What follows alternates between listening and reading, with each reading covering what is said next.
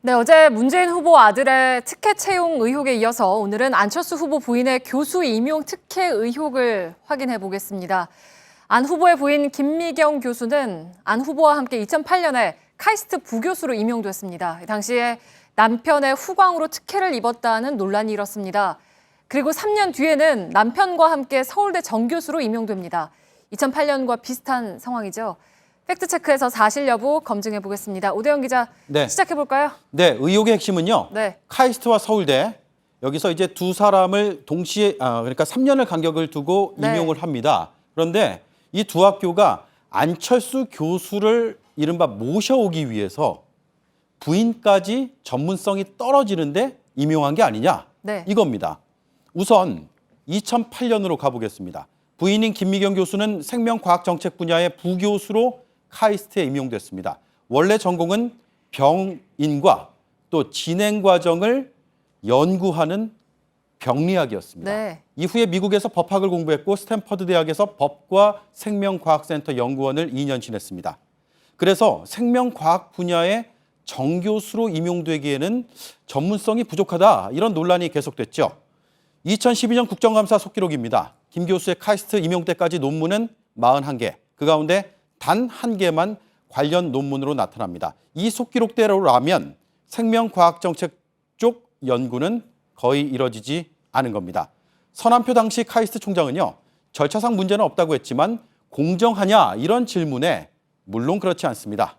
답했습니다. 네, 그러니까 총장이 공정한 임용으로 생각하지 않는다는 답까지 한 건데요. 그러면 2011년에 서울대 임용은 어땠습니까? 네, 2011년에도 아주 유사한 네. 논란이 재현됩니다. 김 교수는 카이스트에서 생명과학 정책 분야 경력을 쌓은 뒤에 같은 분야의 정교수로 서울대로 옮겼습니다. 임용 결정 당시의 회의록입니다. 생명공학 정책이 새로운 분야이므로 독창적 우수성을 판단하기는 어려웠다는 의견이 있음. 심사위원들은 전문성이 충분치 않다고 봤습니다. 그럼에도 14명이 참석했고 8명이 찬성, 임용 결정. 1명이 더 반대했다면 떨어질 뻔했습니다. 네.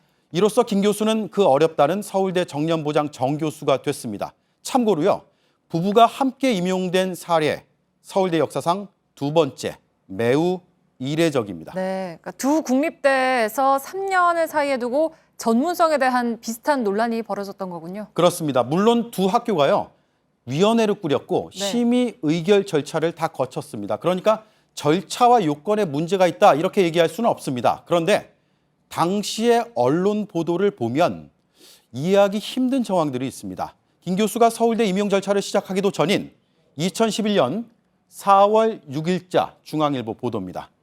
이미 강의 분야와 계획까지 구체적으로 공표가 됐습니다. 누가 공표했느냐? 서울대 학장입니다. 학장은 심사위원 선정에 영향을 줄 수 있는 자리입니다. 네. 4월 20일자 보도, 역시 채용을 결정했다고 알리고 있습니다. 그런데 김 교수는 5월 18일에 후보로 추천이 됐습니다. 그 전에는 진행된 절차가 없었습니다. 심사받고 결정된 게 6월 13일. 따라서 보도대로라면 심사도 시작하기 전에 내정이 된 겁니다. 네, 그러니까 이게 이제 석연치 않은 부분인 건데 네. 여기에 대한 서울대 입장은 뭡니까, 그러면? 2012년에 국정감사에서 이 문제 다뤄졌습니다. 네. 당시 오연천 서울대 총장은 절차와 법적인 면에서 정당하다고 생각한다, 이렇게 답을 했거든요. 네. 안철수 후보 측도 서울대에서 충분히 저렇게 해명을 했다라고 밝혔습니다. 네, 그러니까 정리를 하면 전문성에는 이렇게 의구심이 제기가 됐는데 절차상의 문제는 없다, 뭐 이렇게 본다는 얘기입니까? 그렇죠. 그래서요, 저희가 오늘 김 교수의 연구 실적을 조금 더 찾아봤습니다. 네. KRI, 한국연구업적 통합 시스템입니다. 교수들은 이곳에 자신의 연구 목록을 이렇게 올리거든요. 네. 그런데 교수 평가, 또 여러 이유로 업적 알리는 게 중요합니다.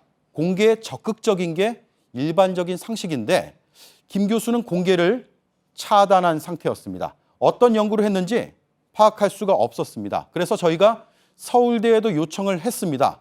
끝내 답변이 돌아오지 않았습니다.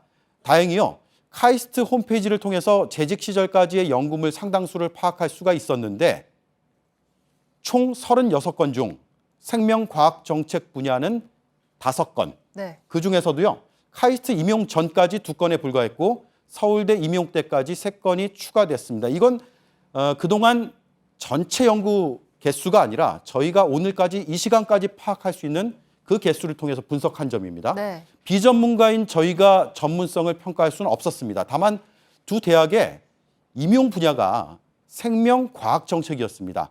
국립대인 서울대에서 정년 보장 정교수가 됐습니다. 그런데 정작 임용 때까지 관련된 연구 실적 적었다는 게 숫자로 확인됐습니다. 네, 그 숫자가 많은 걸 얘기해 주는군요.